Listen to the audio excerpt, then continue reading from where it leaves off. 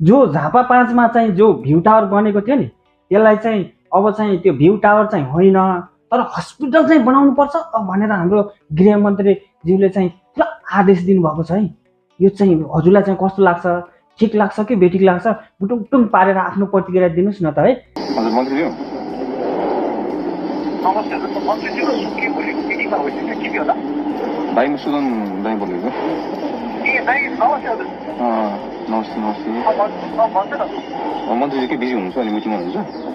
जुन चाहिँ हाम्रो त्यो झापामा एउटा टावर बनाएको छ कि भ्यू टावर बनाएको छ नि होइन, हो त्यो सहरी विकास फन्डरमा आउँछ होइन। त्यो भ्यू टावर चलेको पनि छैन, लगभग 2 अर्ब खर्च भएर हाम्रो त्यो बनाएको छ होइन, भ्यू टावर बनाएको छ होइन। त्यसलाई एउटा हस्पिटल बनाउने निर्णय गरिदिउँ त ल। त्यसलाई हस्पिटल बनाइदिउँ है, हस्पिटल बनाउने एउटा निर्णय गरिदिउँ। त्यसको म स्वास्थ्य सचिवसँग कुरा गर्छु होइन। अनि सरसामग्री गरेर, किन चाहिँ झापामा त्यहाँ राम्रो हस्पिटल छैन क्या, बुझ्दैन, पब्लिक हस्पिटल छैन होइन। अनि त्यो भ्यू टावरमा त्यहाँ कोही मान्छे पनि गएको छैन, केही बसेको पनि छैन होइन। झापा 5 हो, झापा 5 मा त्यहाँको मान्छेहरूले एटलिस्ट त्यो राहत पाउँछ क्या। हस्पिटल बनाइदिउँ